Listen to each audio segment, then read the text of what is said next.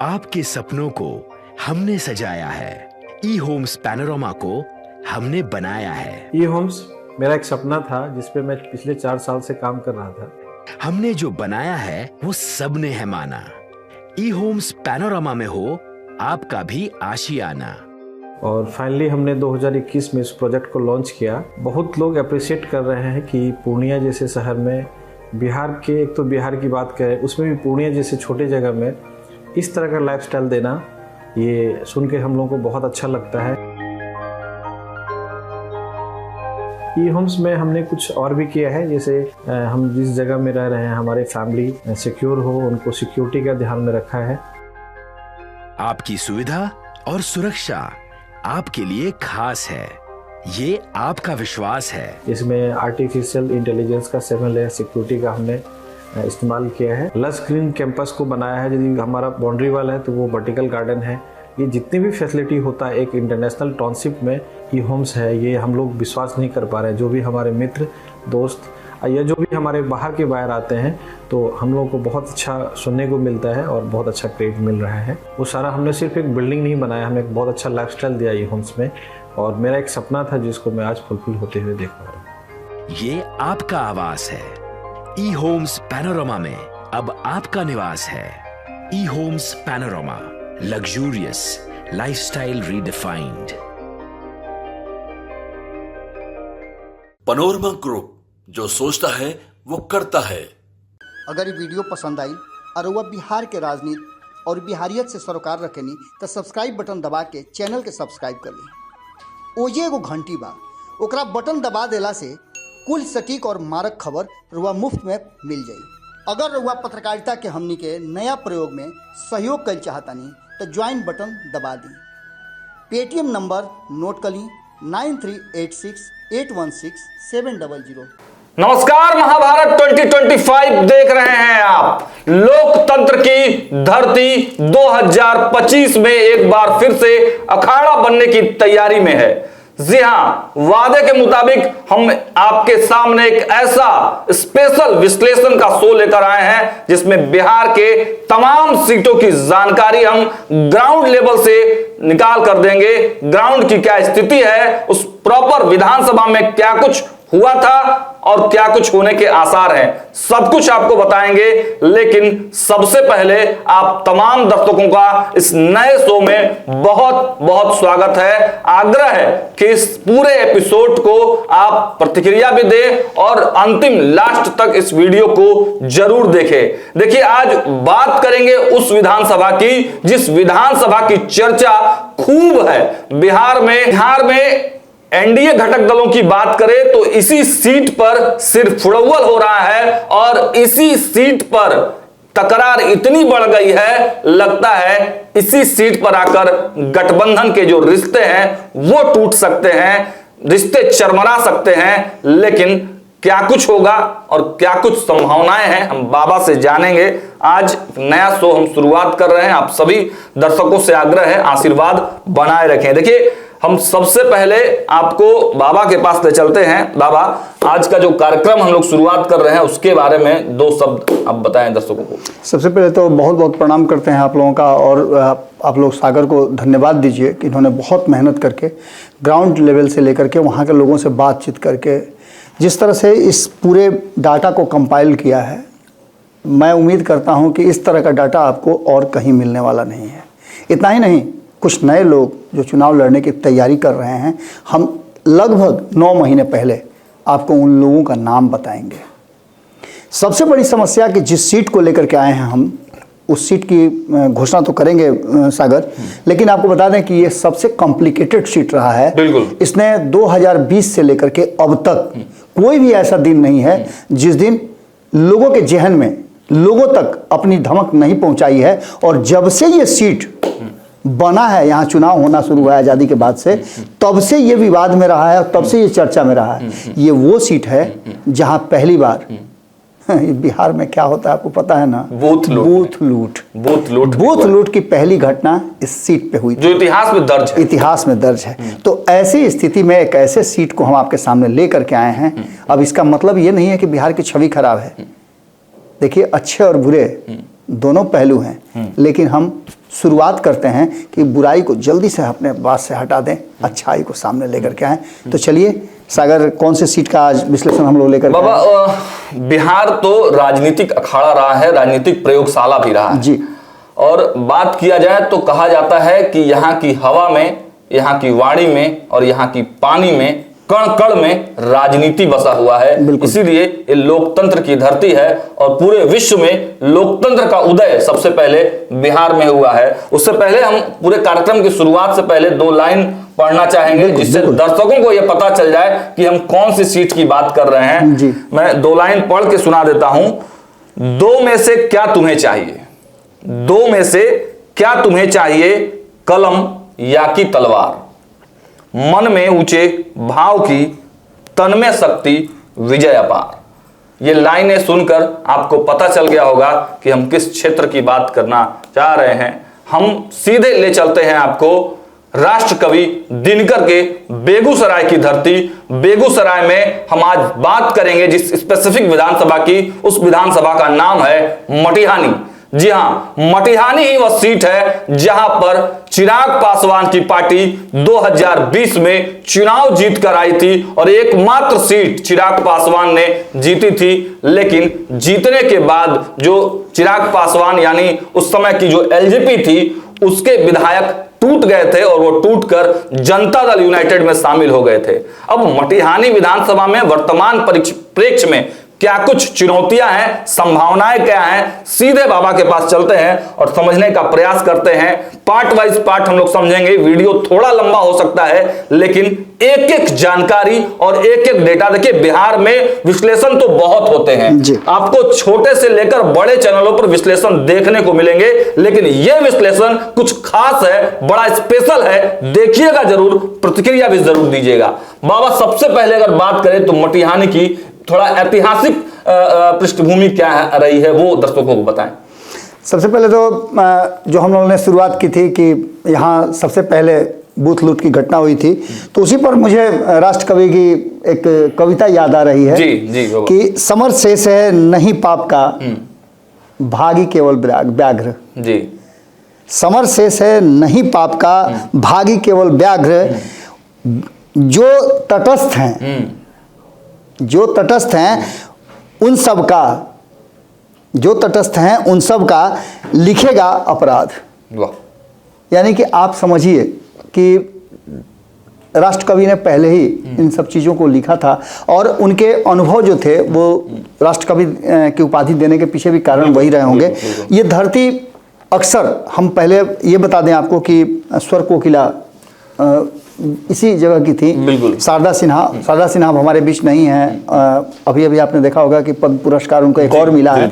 लगातार जितने भी पद्म पुरस्कार हैं सबसे वो सम्मानित हुई हैं। इसके साथ साथ इस क्षेत्र की सबसे बड़ी विशेषता है कि पटना से के बाद ये दूसरा ऐसा क्षेत्र है जो सबसे अधिक राजस्व देता है। हाँ बिल्कुल, सबसे ज्यादा राजस्व देने वाला और इसीलिए आर्थिक राजधानी के तौर पर उसको कहा जाता है। बिल्कुल। तो ऐसी स्थिति में आप समझ सकते हैं कि हम इस क्षेत्र को, मटिहानी को क्यों लेकर के आए हैं। मटिहानी में और भी बहुत सारी विशेषताएं हैं, बहुत सारी चीज़ें हैं जिसके बारे में हम आपको बारी बारी से बताते रहेंगे। लेकिन सबसे पहले हम बता दें कि हमने मटिहानी को चुना क्यों है। हमने पिछली खबर में बताया था, थोड़ा सा हमने इसका आपको लेआउट दिया था कि मटिहानी की चर्चा हम इसलिए कर रहे हैं कि मटिहानी एक ऐसा सीट है जो 2020 में सबसे ज़्यादा चर्चित सीट था। 130 से ज़्यादा सीटों पे चुनाव लड़े थे चिराग पासवान जी, जिसमें एकमात्र मटिहानी सीट थी जो वो जीत करके आए थे। और यहाँ की जीत हार का जो आंकड़ा था वो बड़ा नॉमिनल था। सबसे बड़ी बात है कि ऐसा कांटे का टक्कर तो हमने देखा ही नहीं। बिल्कुल बिल्कुल। 3 यहाँ लोग खड़े थे चुनाव में, तीन बड़े दलों के। बिल्कुल। 2020 की मैं बात कर रहा हूँ, क्योंकि 2025 में तो चुनाव होना ही है, उसके तो हम लोग बताएंगे आंकड़े। लेकिन 2020 की अगर बात करें तो 2020 में राजकुमार सिंह, जो राजू सिंह के नाम से भी जाने जाते हैं, जिनके बारे में अभी सागर आपको बता रहे थे कि लोक जनशक्ति पार्टी से उम्मीदवार थे, जीत करके वो अकेले थे, बेचारे अकेला महसूस कर रहे होंगे, जदयू में चले गए। पार्टी के साथ तो खैर जो किया उन्होंने उसका तो अलग कहानी है। लेकिन उनको 61,364 मत मिले थे, जबकि जनता दल यूनाइटेड जबरदस्त टक्कर दिया था। और आपको याद होगा सागर, जनता को भी याद होगा, सभी लोगों को, भारत लाइव के दर्शकों को याद होगा कि जो चुनाव 2020 में हुआ था वो चुनाव बिहार का चुनाव नहीं था जी, वो चुनाव था नीतीश वर्सेस चिराग का चिराग का चुनाव था, बिल्कुल। और इस चुनाव में चिराग पासवान ने इस सीट पर जनता दल यूनाइटेड को हराया था और मात्र बाबत 333। वही मैं बता रहा हूं ना कि 333 सीटों से वोटों से हार जीत हुआ था। मैंने बताया था कि 61,364 वोट आए थे, 29.64 प्रतिशत के आसपास वो वोट आए थे। तो दूसरी तरफ नरेंद्र सिंह, बोगो सिंह जिनको कहा जाता है, दोनों उपनाम वाले लोग हैं, एक राजू सिंह एक बोगो सिंह। इनको 61,031 मत आए थे और 29.48% इनको भी वोट आए थे। ये सभी परिस्थितियां तो आप देख ही रहे हैं, लेकिन तीसरा राजेंद्र सिंह को भी 60,599 मत आए थे, यानी सभी 60,000 से ऊपर वाले हैं। बिल्कुल बिल्कुल बिल्कुल। जीत हार का आंकड़ा 1, 2, 3 के बीच में बहुत कम है। बिल्कुल।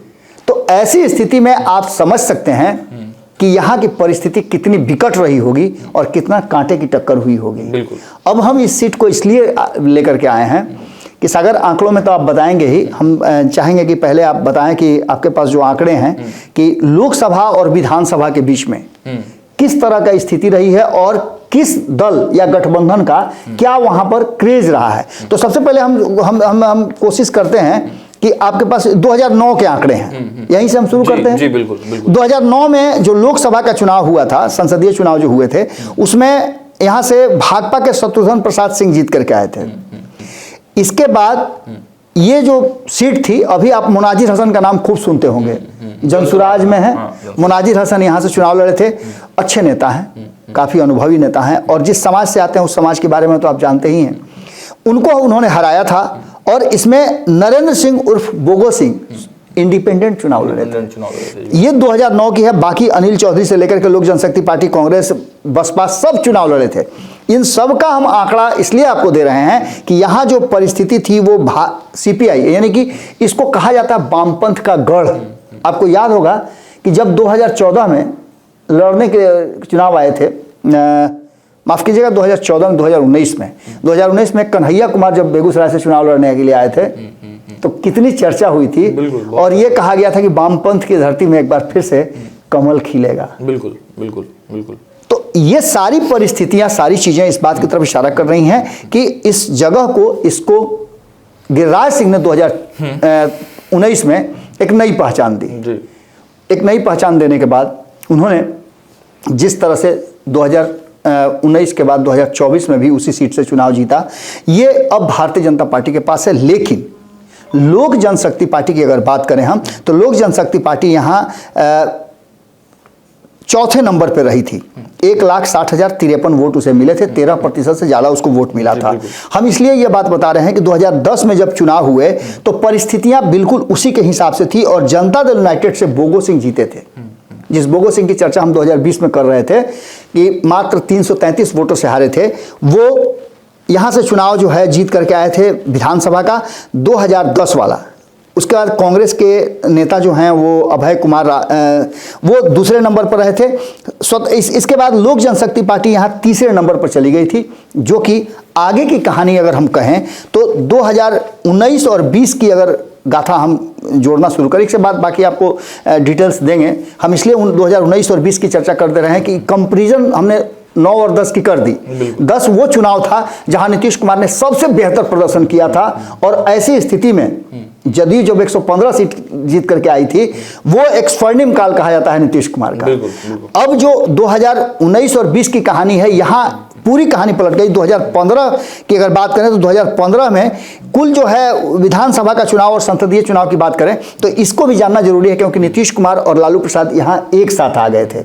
2010 में नीतीश कुमार का स्वर्णिम काल और 2015 में मात्र 5 साल के बाद नीतीश कुमार का फिर से 2005 वाली स्थिति के पहले का आ जाना, यानी लालू प्रसाद जिनको सत्ता से बेदखल किया था उनके साथ आ जाना। तो 2015 में जो चुनावी परिणाम आए थे, यहाँ भी बोगो सिंह जो हैं जनता दल यूनाइटेड के, वो जीत करके आए थे।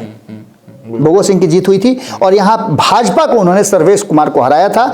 इसमें भी भाजपा चुनाव लड़ी थी, भाजपा भी यहाँ अपना प्रदर्शन अच्छा खासा की थी। लेकिन सबसे बड़ी बात यह है कि यहाँ परिस्थितियाँ बहुत अलग तरह से नजर आ रही थी इस क्षेत्र में। अब इसको अगर 2014 के चुनाव से तुलना करें तो आपको याद होगा कि भोला सिंह यहां से जीत करके आए थे, जिनको 2019 में उनको नहीं दिया गया था, उम्र के चलते भी नहीं दिया गया था, और उनको भी कहा जाता है कि भारतीय जनता पार्टी के कद्दावर नेता हुआ करते थे, उनको भी भीष्म पितामह जैसा कहा जाता था भोला सिंह को। वहां पर राजद के तनवीर हसन को उन्होंने चुनाव हराया था, जो 2019 में भी तनवीर हसन ने चुनाव लड़ा था, उसकी चर्चा तो हम करेंगे ही।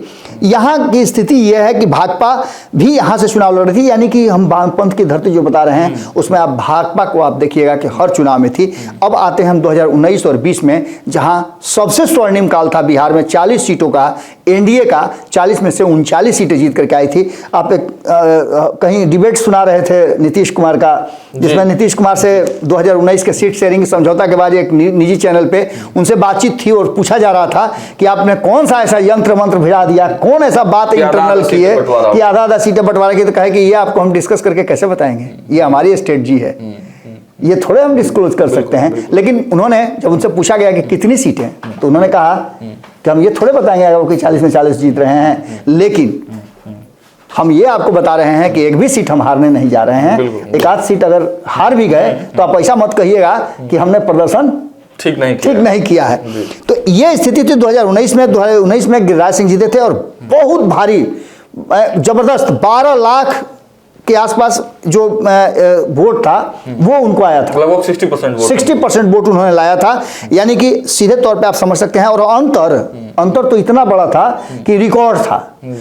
इसमें कन्हैया कुमार चुनाव लड़े थे, हमने जैसा कि बताया भी था, और इसमें सबसे ज्यादा जो अगर अंतर पड़ा था तो वो तनवीर हसन के राजद से चुनाव लड़ने के कारण लड़ा था, क्योंकि तब दोनों एक साथ नहीं लड़ पाए थे और इसका खामियाजा भी भुगतना पड़ा था कि 40 में से 39 सीटें जीत करके एनडीए गई थी। अब 2020 में हम आ जाते हैं, तो यहाँ 2020 जिसकी हम चर्चा कर रहे हैं, यही वो सीट है, यही वो चुनाव है जहां आकर के पूरा का पूरा मामला फंस जाता है। बोगो सिंह जदयू से जीत रहे थे लगातार, जदयू से ही चुनाव लड़े थे, चुनाव हार गए मात्र 333 वोटों से। लेकिन जनता दल यूनाइटेड में क्या हुआ, यहां से ट्विस्ट शुरू होता है, और यही कहानी हम आपको बताने के लिए आए हैं कि 2025 में यह कहानी किस तरह से असरदार होने वाली है। अब 2020 में जब राजकुमार सिंह जीत करके आते हैं, बोगो सिंह जदयू के सदस्य हैं, हार जाते हैं और उनके माथा पर तख्तैया का नाच करा दिया जाता है राजकुमार सिंह को जदयू ज्वाइन करा कर। अब ऐसी स्थिति में क्या आपको लगता है कि 2025 में राजकुमार सिंह के रहते बोगो सिंह को टिकट मिलेगा? बिल्कुल, यह सवाल है। इस सवाल के साथ हम छोड़ के जाते हैं, आप सुनिएगा और सोचिएगा, इस पर जवाब भी दीजिएगा। इसके साथ साथ हम आपको अब आगे सागर की तरफ लेके चलते हैं कि सागर आपको बताएंगे कि आगे की कहानी 2020 के बाद जो बढ़ रही है। तो जो राजकुमार सिंह, राजू सिंह जदयू में इसलिए गए थे कि वहां जाकर के उनको मान सम्मान मिलेगा, बिल्कुल, मंत्रिमंडल मिलेगा, लेकिन पार्टी ने उन्हें सचेतक बना के रख दिया। बस सचेतक तक बना करके रखा। आज भी जब जब मंत्रिमंडल का विस्तार होना शुरू होता है तब तक उनकी आंखें जो हैं वो मंत्रिमंडल की तरफ और राजभवन की तरफ ताकती रहती हैं, लेकिन सिर्फ दर्शक दीर्घा में बैठने के लिए। बिल्कुल। तो बाबा देखिए, अभी की सबसे पहले अगर हम बात कर लें थोड़ा सा कि बैकग्राउंड की भी बात कर रहे हो, जातिगत जो आंकड़े भी हम लोगों ने तैयार किए थे खास दर्शकों के लिए कि टोटल तो जातिगत बात की जाए तो इस सीट पर भूमिहार बहुत सीट है, भूमिहार समाज का काफी ज्यादा यहाँ प्रभाव है। और उसके बाद दूसरे नंबर पर देखा जाए तो मुस्लिम समाज, चाहे लोकसभा की करें या फिर मटिहानी विधानसभा की करें, ये भी भूमिहारों का गढ़ है। मटिहानी विधानसभा खासकर, हाँ आपने सही कहा, बेगूसराय अगर लोकसभा की भी बात करें तो वो भी भूमिहार बहुल है, लेकिन मटिहानी में कहा जाता है कि अच्छा खासा भूमिहार बहुल क्षेत्र है। और दूसरे नंबर पर कोई आता है तो मुस्लिम समाज के लोग आते हैं और फिर और भी जो जातियां, जो आप देख ही रहे तनवीर बार बार वहां लोकसभा चुनाव लड़ रहे हैं, तो इसका मतलब है ही कोई। तो इसके बाद अगर हम लोग आगे यहाँ पर बढ़ते हैं, अगर डेटा की बात करें तो अगर एससी समाज की यहाँ पर 41,917 वोटर हैं एससी समाज के, ये 2020 मतलब 42,000 के आसपास जो है, 12% के लगभग बताया गया है। एसटी काफी कम है, 305 मात्र है, और मुस्लिम की जो संख्या बताई गई है वो 41,000 है, 41,680। हालांकि मुस्लिमों की संख्या, सागर जो हमारी बातचीत वहाँ के लोकल लोगों से हुई, आपने भी बातचीत किया 2020 के अनुसार, तो वहाँ के लोगों का कहना है कि जो सर्वे नया हुआ है ना, उस सर्वे के हिसाब से ये संख्या जो है 50,000 के आसपास बढ़कर हुई है, क्योंकि मुस्लिम लोगों की संख्या जो है बड़ा तेजी से बढ़ती है। जी हाँ, तो कुल मतदाता की अगर आप बात करें तो लगभग 3-3.5 लाख के करीब है वहाँ पे जी। और उसके बाद बात किया जाए, यादव भी थोड़ा बहुत है वहाँ पर, ज्यादा तो नहीं है, लेकिन हाँ यादव समाज की भी संख्या है वहाँ पर, लगभग 5.8% है 2020 में यादव समाज की संख्या। अब आप बात कर लेते हैं हम लोग जिसकी बात करने वाले थे कि 2020 के बाद का कुछ वहां पर सिचुएशन है, क्योंकि जो प्रश्न आप छोड़ कर गए थे बाबा कि अब लड़ेगा कौन, एनडीए से वहां का कैंडिडेट कौन होगा। बिल्कुल सबसे पहले तो एनडीए से ही शुरुआत करते हैं, कौन होगा। अब मान के चलिए कि एनडीए के सिटिंग विधायक है राजकुमार सिंह, जो कि चुनाव उन्होंने लड़ा था चिराग पासवान के एलजेपी से जी। अब वो एलजेपी से है नहीं, अब वो चले गए हैं जेडीयू में, लेकिन सीटिंग सीट तो एलजेपी का है जी, तो जी। चिराग पासवान की सीधा डायरेक्ट नजर है मटियानी पे कि भाई मेरा जीता हुआ है, अब आप ले लिए मेरा कैंडिडेट, वो बात अलग है, लेकिन मेरा तो जीता सीट है, बिल्कुल ये तो हमको मिलना ही चाहिए किसी कीमत पर। जी, जी। और बाबा जो अंदर की इनपुट है वहां पर एलजेपीआर का कैंडिडेट भी फाइनल है। सबसे बड़ी बात सागर की, आप कैंडिडेट फाइनल की बात कर रहे हैं, उससे पहले मैं आपको एक बहुत मजबूत बात बताऊं जिसकी चर्चा खूब चल रही है उस गलियारे में, कि तीनों कैंडिडेट, चारों कैंडिडेट जिसका नाम आप बताएंगे, राष्ट्रीय जनता दल जो है वो ऐसे छान करके बैठी हुई है कटोरा लगा करके कि अब चुएगा तो छानेंगे। माने इन्हीं कैंडिडेटों में से एक कैंडिडेट उसको छांटना है और अपना बनाना है। ये पूरा का पूरा माहौल जो है वो बना हुआ है बोगो सिंह, राजकुमार सिंह और बाकी जो आप बता रहे हैं वो है। लेकिन राष्ट्रीय जनता दल इंतजार कर रहा है कि वहां से वो एक ऐसा कैंडिडेट है, और वही भूमिहार समाज से ही होगा, निश्चित रूप से भूमिहार समाज से होगा, क्योंकि 3 भूमिहारों के बीच की लड़ाई थी और 36-18 माने जो 50% से ज्यादा वोट हुआ था, 3,34,000 वहां वोट है, तो लगभग जो वोट हुए थे 60% के आसपास वहां वोटिंग हुआ था, और 60% वोटिंग में आप देख रहे हैं कि 333 से जीत होता है, 60,000 से अधिक सभी कैंडिडेट को, तीनों फर्स्ट सेकंड थर्ड को आया है। तो ये बताता है कि यहाँ के वोटर जो है वो एग्रेसिव भी हैं, यानी 60% वोट होने का मतलब होता है एग्रेसिव वोटिंग। बिल्कुल, दोनों ही तीनों पार्टियों को मान के चलिए कि एक पार्टी को जो जीता है लोजपा उसको 29.61% जी, और सेकंड नंबर पर जेडीयू उसको 29.5% जी, और तीसरे नंबर पर सीपीएम 29.3%। मतलब कितना टसन और टक्कर उस समय 2020 में रहा है।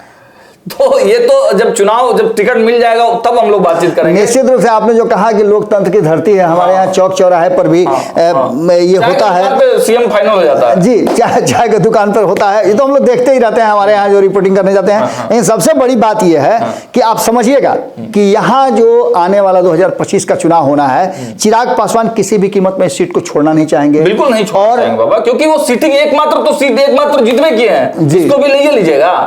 निश्चित रूप से दूसरा सबसे महत्वपूर्ण बात कि उनको जवाब कई लोगों को देना है, इस सीट से उनको कई लोगों को जवाब देना है, और ये जवाब कहीं ना कहीं चिराग पासवान खोज रहे हैं। इसके आगे आपको एक और बड़ी महत्वपूर्ण बात बताएं, हमने एक बात पिन करके छोड़ दिया था, वो बात था कि ये जो है कैपिटल राजधानी कही जाती है बिहार की, आर्थिक राजधानी कही जाती है। नंबर 2 है राजस्व देने में। बिल्कुल। इसके पीछे का कारण है कि बरौनी रिफाइनरी कहाँ है, वहीं है। इसके अलावे आप देखिए एनटीपीसी कहाँ है, वहीं।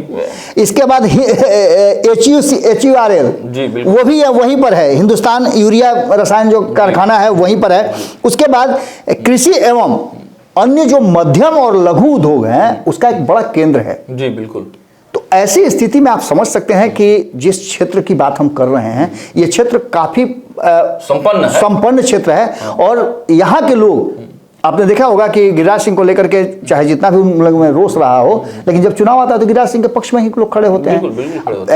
रहा सवाल बाकी लोगों की, तो इसमें जो जातीय आंकड़े हैं 3,35,000 जो वोटर हैं, उनमें से लगभग 50% से ज्यादा, यानी 60 to 70% के आसपास लोग कहते हैं, लेकिन हम 60% से 65% मान के चलते हैं, तो 65% के पास पहुंचने का मतलब होता है कि निर्णायक भूमिका तो उन्हीं की है। बिल्कुल है, बिल्कुल है। अब ऐसी स्थिति में पचपवनिया से लेकर के बाकी के लोग जो एमओआई से दूरी बना करके रखना चाहते हैं वो भी मजबूरन इधर ही वोट देंगे। हाँ, बिल्कुल बिल्कुल बिल्कुल।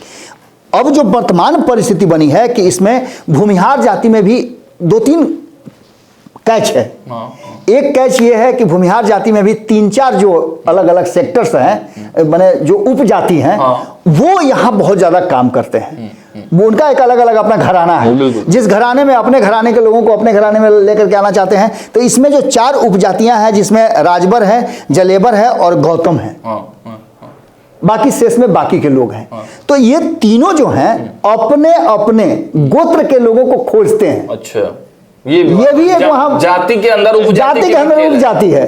तो ये गोत्र के हिसाब से भी यहाँ पर वोट देने की बात चली रही है। और ये लड़ाई जाति की बात चल रही, तो हम चाहेंगे वीडियो एडिटर से कि जाति का जो हमारे पास लिस्ट है जी, वो भी एक बार स्क्रॉल कर दें। बिल्कुल बिल्कुल बिल्कुल। तो ये परिस्थितियां हैं। और सबसे बड़ी बात यह है कि यहाँ पहली बार 1957 में जब वोटिंग हुई थी तो यहाँ बूथ कैप्चरिंग की बात सबसे पहले हुई थी, जिसकी चर्चा हम शुरू में कर लिए हैं। अब तो बूथ कैप्चरिंग होता नहीं है, अब तो भाई अब तो इलेक्ट्रॉनिक सिस्टम है। अच्छा, एक बार आप बटन दबा दिए तो उसको वेट करना पड़ेगा। ये स्थिति है ही नहीं कि गए ठप ठप ठप ठप ठप मार दिए, वो बात नहीं होता है। बाद में फिर मोड़ा जाएगा, वो सब नहीं होता है। अब जो स्थिति है कि हम चाहेंगे कि आप इसमें सबसे पहले तो हम लोगों ने एक चीज तो आइडेंटिफाई कर दिया कि 2-2 उम्मीदवार जदयू से, एक ही गठबंधन से। गठबंधन छोड़िए ना, पहले तो हम एक ही दल से आ जाइए, क्योंकि बोगो सिंह चुनाव लड़े थे जो अभी भी चुनाव लड़ने के लिए टाल ठोक रहे हैं। बोगो सिंह की चर्चाएं अभी है कि जदयू में वो है कि नहीं है, ये तो नहीं है। नहीं, ये तो उन्होंने विधिवत रूप से घोषणा कहाँ किया है। अभी विधिवत रूप से घोषणा नहीं, हालांकि निश्चित रूप से है कि आपके बेटा की शादी हो, आप हमको बुलाइए और आप ही गायब हो जाइए। टाल ठोक रहे हैं, से टाल ठोक रहे हैं भाई निर्दलीय हम चुनाव लड़ेंगे, टिकट दे दिया तो ठीक है, नहीं तो हम निर्दलीय लड़ेंगे। तो मुझे लगता है कि वही जो टपकने वाला जो आप बोल रहे थे, वो बोल रहे थे कि वही लोकने का काम राजद करेगी, जो भी वहां से टपकेगा। निश्चित रूप से कि राजद है, राजद के अलावा और भी लोग हैं। आपको देखिए कि मैं जनसुराज भी तैयारी कर रही है। तो सबसे पहले हम शुरुआत करते हैं कि जदयू की तरफ से संभावित उम्मीदवार कौन कौन हो सकते हैं। 2 नाम तो हमने देख लिया, एक तो बोगो सिंह। अब बोगो सिंह आगे क्या फैसला करते हैं उस पर निर्भर करता है, बोगो सिंह और राजकुमार सिंह। लेकिन वर्तमान परिस्थिति में बोगो सिंह उसके असली उत्तराधिकारी हैं। क्योंकि बहुत दिनों से जी क्योंकि जनता दल यूनाइटेड के साथ वो लंबे समय से रहे भी हैं और ये आयातित नेता है। तो देखना ये होगा कि नीतीश कुमार क्या फैसला करते हैं, नीतीश कुमार की टीम क्या फैसला करती है। अब तक राजकुमार सिंह को एक विधायक के नाते और जैसे वो आए थे, बाकी के लोग भी आए थे, आपने देखा कि बीएसपी से आए तुरंत उनको मंत्री बना दिया गया। तो उसके पीछे का कारण दूसरा था, क्योंकि वो इस ऐसे समाज से आते थे और पूरे मंत्रिमंडल में खोजने से भी वो मुस्लिम नहीं मिल रहा था। तो इसलिए उनको जमा खान को मंत्रिमंडल में शामिल कराया गया। अब जो बात राजू सिंह की हो रही है, तो राजू सिंह को टिकट मिलेगा या नहीं मिलेगा ये फैसला भी होना है। इसलिए राजू सिंह और बोगो सिंह में हम लोग टॉस कर देते हैं। बिल्कुल, राजू सिंह और बोगो सिंह हम टॉस कर देते हैं कि नीतीश कुमार को यह फैसला लेना है किसके साथ वो रहेंगे। कितना ईमानदार बोगो सिंह है और कितना ईमानदार राजू सिंह है, इस पर सब कुछ निर्भर करेगा। आगे आप लोजपा की बात कर रहे थे, हम चाहेंगे कि लोजपा की तरफ से आप बताइए कि क्या इनमें से कोई ऐसा हो सकता है कि बोगो सिंह अगर टिकट इधर नहीं मिले तो लोजपा की तरफ चल जाए। देखिए, राजनीति तो संभावनाओं का खेल है, अनिश्चितताओं का खेल है। फिर टकराव भी तो होगा, टकराव होगी। लेकिन जो इंटरेस्टिंग फैक्ट निकल कर सामने आए हैं बाबा, हमारे भी वहां सूत्र हैं जी, और हमारे सूत्रों से जो जानकारी मिली है कि चिराग पासवान ने हरी झंडी दे दी है बाबा। ये तो हम मान गए, तो इसका मतलब एक और खबर पर हमारे मुहर लगने जा रही है। बिल्कुल। हमने कहा था कि 30 ऐसी सीटें हैं जिस पर एनडीए में जदयू और एलजेपी के बीच में टकराव होगा और वो टकराव तो यहीं से शुरू हो गया। पहली शुरुआत मटिहानी, और मटिहानी से भी टकराव शुरू। बाबा, मैंने अपने इंट्रो में इसीलिए कहा था मटिहानी ही वह सीट है जहां पर तोड़ फोड़ हो जाएगा। मतलब ऐसा हो जाएगा कि अब टूट गया गठबंधन, बाद में जुड़ जाए वो अलग बात है, लेकिन मटिहानी ही बिहार बिहार का एकमात्र सीट है दर्शकों जहां पर जब टेबल टॉक होगी तो वहां पर सिर फुटअव्वल होगा, टूटा टूटी हो जाएगा। जैसा कि हम तो नहीं गए हैं कभी बर्तुहार करने बाबा, आप तो गए होंगे बर्तुहार करने, लेकिन हम लोग बताते हैं कि जब बर्तुहार जब फाइनल होते लगता है, पैसा कौड़ी का बात आता है ना, तो एकदम उठा पटक होने लगता है। ना 50 ना 25, अब कैसे होता है थोड़ा सा आप बता दीजिए। होता क्या ना कि देखिए अब नहीं होता पहले। हालांकि तिलक दहेज के हम लोग बहुत खिलाफ हैं, बिल्कुल, लेकिन आपने देखा होगा, हमने भी देखा है, हमने उसका विरोध भी किया है कई बार, मैं उसके लिए दोषी भी बना हूँ। आज भी मुझको जो बहुत नजदीक से लोग जानते हैं, वो जानते हैं कि ऐसी जगहों पे मैं जाता हूँ तो मेरा फैसला क्या होता है। लेन देन की बात मैं पक्षधर नहीं रहा हूँ। हाँ, एक बात जरूर है, ऐसे ही एक शादी में मैं गया था, बहुत मेरे करीबी की शादी थी, और लड़का पक्ष ने एक मोटरसाइकिल की डिमांड कर दी। तो उस समय जो बजाज का आता था प्रिया स्कूटर, उसका डिमांड उन्होंने कर दिया, और लड़की पक्ष वाले लोग बोले कि देखिए, हम गए थे तो ये तय हो गया था कि हम जो स्वेच्छा से होगा वो देंगे, हम आपकी डिमांड, किसी भी डिमांड को पूरा नहीं करेंगे। आप हमको बताइए कि आप हमारे यहाँ बारात लेकर के आइएगा तो क्या क्या स्वागत करेंगे हम। तो इस परिस्थिति में जब बात आ गई और सब कुछ हो गया, लड़का पक्ष ने कह भी दिया कि ठीक है, आप समियाना ये वो अपना जो आपका व्यवस्था करना होगा, हम लड़का लेकर के और बारात लेकर के आपके यहाँ पहुँच जाएंगे, जो गहना गुड़िया होता है वो हम अपना स्वेच्छा से लेकर के आएंगे, हम पर भी दबाव नहीं, आप पर भी दबाव नहीं है, ये सब कुछ फाइनल हो गया। लेकिन अंत में लड़का जो है, चूंकि पढ़ा लिखा लड़का था और लॉयर था, अच्छा, तो सब कुछ तो ठीक ठाक था, हमसे बहुत प्रभावित भी था, लेकिन अचानक से कान में एक जगह किसी को कह दिया कि हमको एगो स्कूटर चाहिए, अच्छा, ऑफिस जाने के लिए हमको एगो स्कूटर चाहिए। आपको मैं क्या बताऊं, मैंने अपने पैसे से, कि तिलक दहेज नहीं, मैं अपने तरफ से गिफ्ट दूंगा।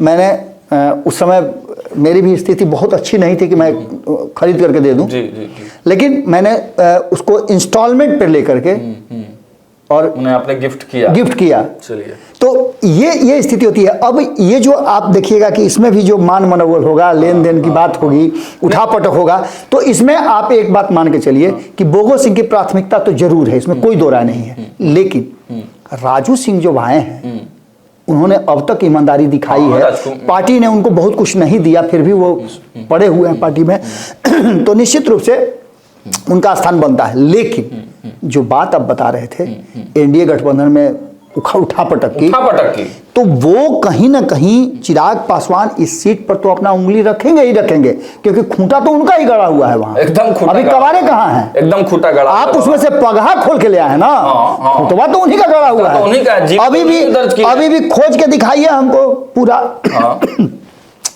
कहीं भी अगर खोज कर दिखाइएगा तो आपको यही मिलेगा कि लोक जनशक्ति पार्टी से जीत करके आई थी, कहीं तो निश्चित रूप से हम चाहेंगे कि आपके पास जो आंकड़े हैं उसके हिसाब से आंकड़े देता हूं बाबा। एक छोटा सा हल्का सा कहानी है कि वही मैं जो उठा पटक वाली बात कर रहा था, दर्शकों को स्पष्ट रूप से वो तस्वीर मैं दिखाना चाहता हूं कि इस सीट के लिए कितना मारामारी होगा। हमारे यहाँ मतलब मेरा ददियाउर जो है, मेरे दादी का वो है खिरौली में हुआ, दुमराव में, तो वहां पे एक मामा है, मेरे पापा के मामा है, रविशंकर चौबे नाम हुआ उनका। तो जब भी इस तरह का कोई मीटिंग होता है, पैसा कौड़ी का या शादी ब्याह का, तो उनको स्पेशली भेजा, बड़े सामाजिक आदमी है, लेकिन उनको स्पेशली भेजा जाता है, वो बड़े जानकार भी है और इस तरह की बातों को करने के लिए बड़ा वो मतलब फिट बैठते हैं। मतलब एकदम वहां पे झगड़ा हो जाएगा, लड़ाई हो जाएगा कि एकदम अब तोड़ता नहीं है, अब शादी तोड़ता नहीं है, अब जाता नहीं, अब ना हो शादी हो भी ना करिए, अब कितनों बोल शादी ना हो, तब फिर लड़का वाला या लड़की वाला धीरे से कुछ बोलेगा उनको, तब फिर डील फाइनल हो जाएगा।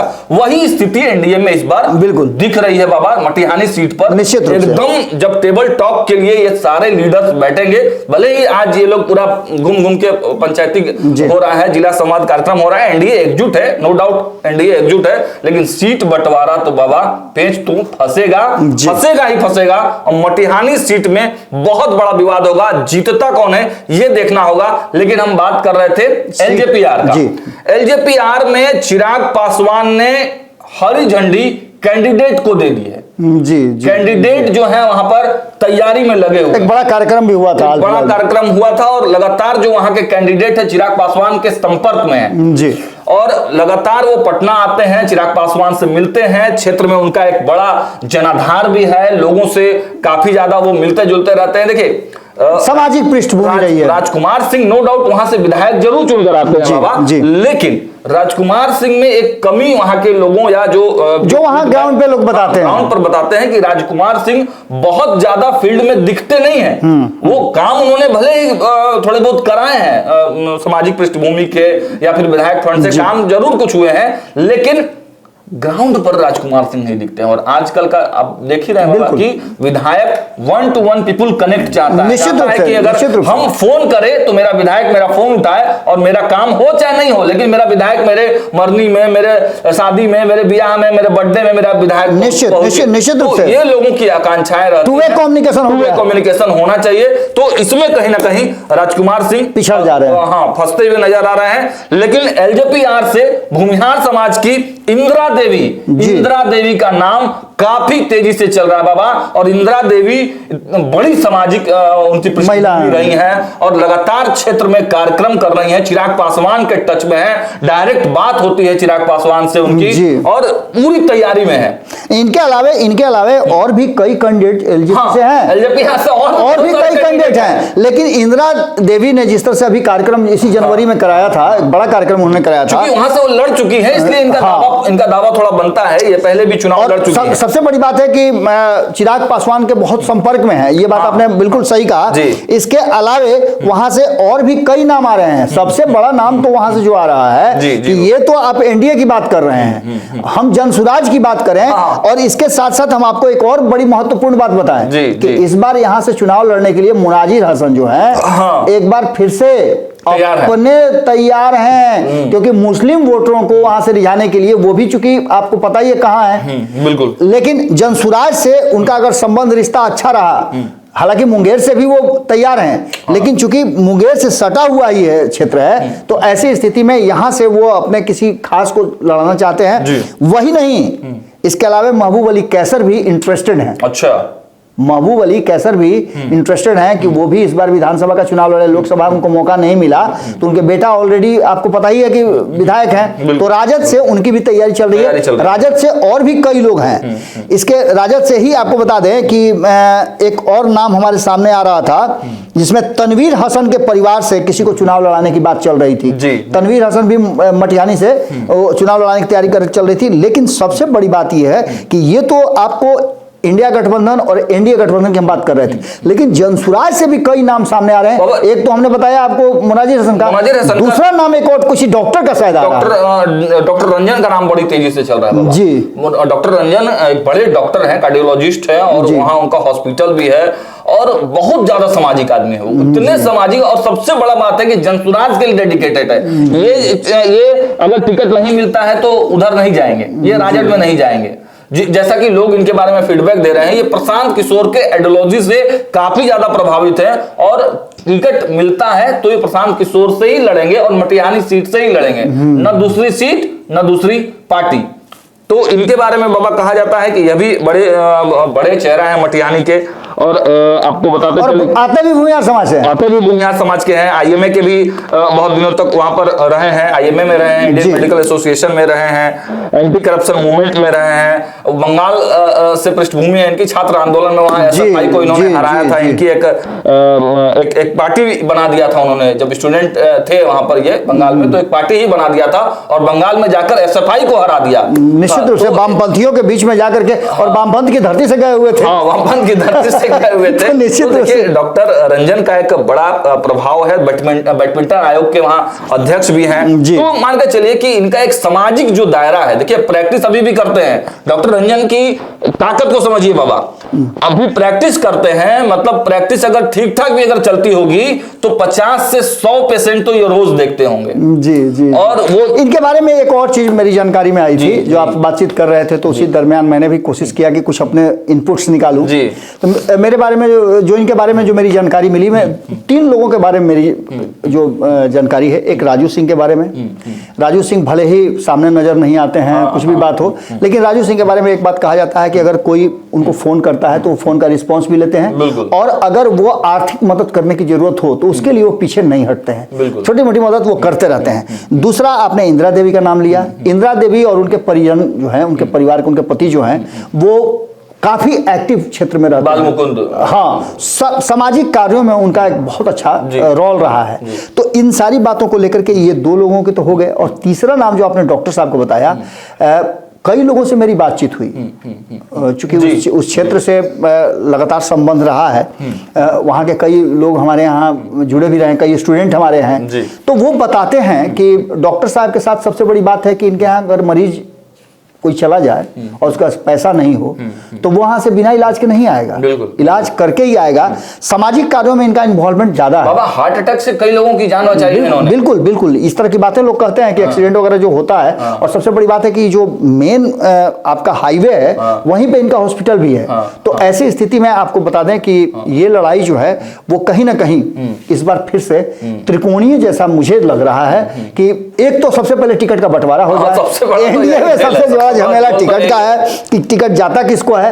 महागठबंधन में इसको लेकर के बहुत ज्यादा मारामारी नहीं है, जनसुराज में भी मारामारी नहीं है, लेकिन सबसे ज्यादा मारामारी अगर कहीं है एनडीए में तो एनडीए में है। और चिराग पासवान को समझा लेना आसान नहीं है, आसान नहीं है। और बाबा, एनडीए से ही जो उम्मीदवार टूट कर जाएंगे वो हो सकता है कि राजद से चुनाव लड़े। जो हमने नाम बताए हैं, जो चेहरे बताए हैं, वही मुख्य रूप से वहां पर मजबूती से आपको दिखेंगे क्षेत्र में। हालांकि एक और विश्लेषण मटिहानी पर जब टिकट फाइनल होने वाले रहेंगे या फिर हो गए होंगे तो उसके आसपास एक विश्लेषण मटिहानी पर हम और लेकर आएंगे, क्योंकि मटिहानी जो क्षेत्र है, देखिए 9 महीना पहले सागर हम ये विश्लेषण कर रहे हैं, और 9 महीना में भी बहुत सारी परिस्थितियां बदलेंगी। हो सकता है गठबंधन बदल जाए, हो सकता है गठबंधन के साथी बदल जाए। इसमें सबसे बड़ी बात हमने कहना अभी तक नहीं कहा है, क्योंकि हम छुपा करके रखे हुए थे कि इसमें एक बड़ा जो प्लेयर है, बहुत बड़े प्लेयर है, वो मुकेश सहनी भी हैं। बिल्कुल। और उसके साथ साथ एक बड़े प्लेयर जो हैं वो आईपी गुप्ता है। ये दोनों प्लेयर अपनी अपनी तैयारी में लगे हुए हैं। आईपी गुप्ता ने बड़ी भीड़ जी तो ये और उसी क्षेत्र में घूम रहे हैं, बेगूसराय में, मुंगेर में, जमुई में, इतना ही दूर में वो चक्कर काट रहे हैं। तो इसका मतलब है कि उनको भी नजर आ गया है कि कहीं ना कहीं इस लड़ाई में वो एक कंकड़ फेंक करके हलचल मचा सकते हैं। तो एक बात आप मान के चलिए कि ये लड़ाई अभी तो शुरुआत है, अभी कई परवान चढ़ने हैं, और जैसे ही चुनाव नजदीक आएगा परिस्थितियां स्पष्ट हो जाएंगी।